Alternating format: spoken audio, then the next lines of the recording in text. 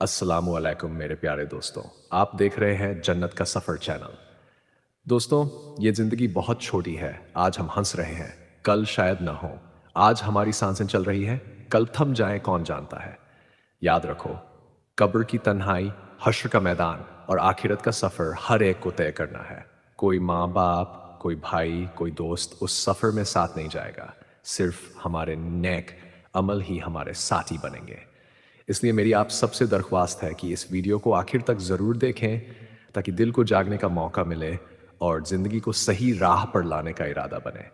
अगर ये बातें आपके दिल को छू जाएं तो इसे अपने दोस्तों और अपनों तक ज़रूर पहुंचाएं और चैनल को सब्सक्राइब करके हमारे साथ इस जन्नत के सफ़र का हिस्सा बन जाए।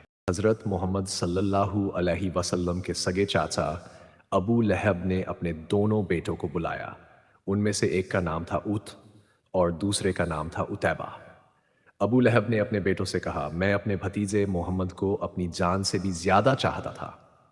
जब मोहम्मद पैदा हुए थे तो खुशी के मारे मैंने अपना गुलाम आज़ाद कर दिया था। इतना ही नहीं, रिश्तेदारी को और मजबूत करने के लिए मैंने तुम दोनों की निकाह मोहम्मद की दोनों बेटियों रुकैया और उम्मे कुलसूम से कर दिया था। लेकिन किसे पता था कि मेरा भतीजा मोहम्मद हमारे खानदान की इज्जत मिट्टी में मिला देगा। कौन जानता था कि वह हमारे बाप दादा नबी कहेगा। अफसोस, अगर मुझे पहले मालूम होता तो कभी भी तुम्हारा निकाह मोहम्मद की बेटियों से ना करता। यह सुनकर उत और उतैबा सर झुकाए चुपचाप जमीन की तरफ देखने लगे, क्योंकि उन्हें बाप की आंखों में देखकर जवाब देने की हिम्मत नहीं थी। फिर अबू लहब गुस्से में बोला, तुम दोनों अभी के अभी मोहम्मद की बेटियों को तलाक दे दो। यही मेरा आखिरी फैसला है। बड़ा बेटा उत ये बातें सुनकर हैरान रह गया। उसने कहा, चाचा, मोहम्मद का जो भी गुनाह है उसकी सजा हम उनकी बेटियों को क्यों दें? इस पर अबू लहब गुस्से से बोला, मोहम्मद को तकलीफ पहुंचाने के लिए ही तुम लोग उन्हें तलाक दोगे, और जब मोहम्मद को मालूम होगा कि उसकी वजह से उसकी बेटियों को तलाक दे दिया गया है, तब मैं उसके चेहरे का हाल देखना चाहता हूं। लेकिन अपने वालिद का यह हुक्म उत किसी भी सूरत में मान नहीं पा रहा था। वह अपनी बीवी से जान से भी ज्यादा मोहब्बत करता था। उसने अपनी बीवी से जिंदगी भर का साथ निभाने का वादा किया था और वही वादा उसके दिल में बार बार ताजा हो रहा था। उसने हिम्मत जुटाकर अपने बाप अबू लहब से कहा, अब्बा जान, आप अपने भतीजे मोहम्मद को तकलीफ पहुंचाने के लिए इतने बेकरार क्यों हैं? मेरे दूसरे चाचाओं ने भी उन्हें नबी नहीं माना, लेकिन उनमें से कोई भी उन्हें दुख नहीं देता। हमारे बनु हाशिम कबीले के ज़्यादातर लोग भले ही मोहम्मद के इन ए दीन की दावत को कबूल नहीं करते, लेकिन उन्होंने कभी मोहम्मद को जालिम कुरैशियों के हवाले नहीं किया।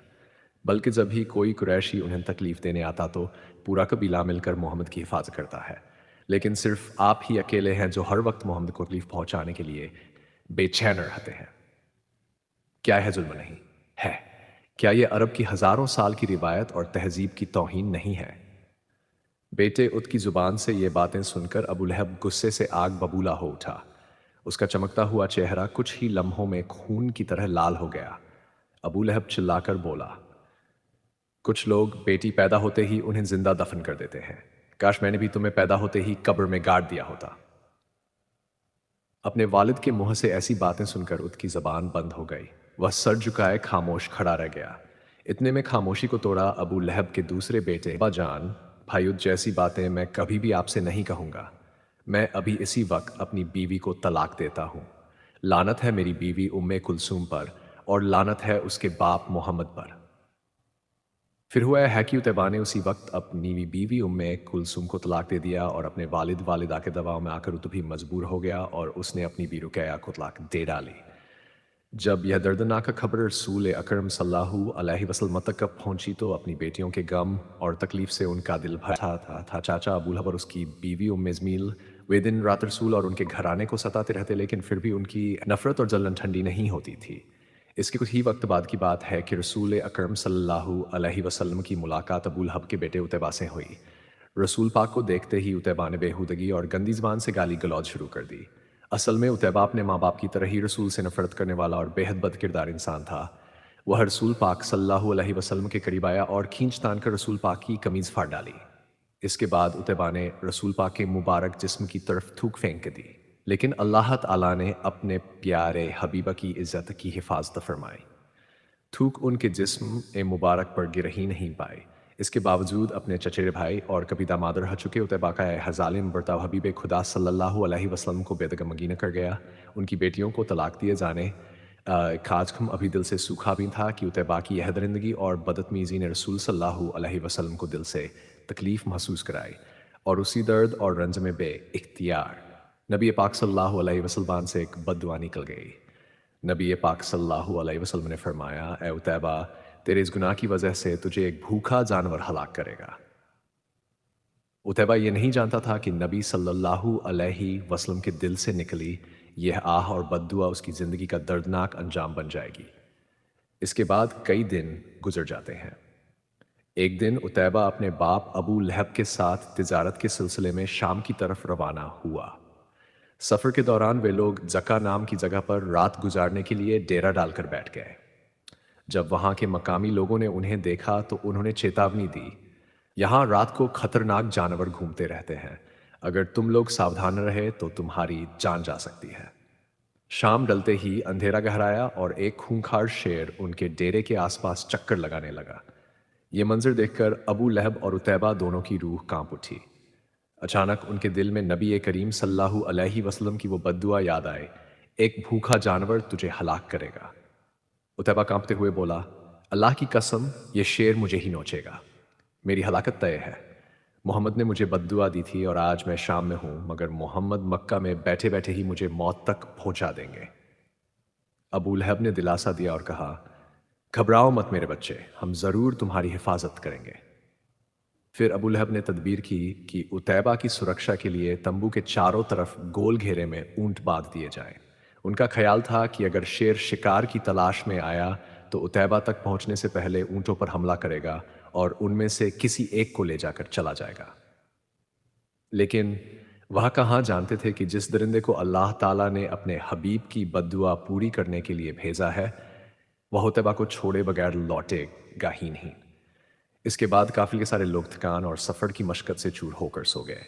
जान के खौफ से बेचैन उतैबा रात भर जागते रहने की कोशिश करता रहा, लेकिन सफर की थकान और नींद की गालिबी से आखिरकार उसकी आंखें भारी हो गई और वह गहरी नींद में डूब गया। यही नींद उसकी जिंदगी की आखिरी नींद साबित हुई। सुबह जब सूरज की पहली किरणें बिखरी तो काफिले के लोग नींद से जाग उठे। तभी अबू लहब की दर्दनाक चीखें गूंज उठी। लोग दौड़ तंबू की तरफ पहुंचे। वहां उन्होंने देखा कि अबू लहब जमीन पर बैठा अपने सीने पर हाथ मारकर मातम कर रहा है। उन्होंने चारों तरफ उतैबा को ढूंढा, लेकिन उतैबा ही न मिला। वहां पड़ा था बस उसका खून से लिपटा हुआ पड़ा और जमीन पर बिखरा हुआ उसका गंदा नापाक खून।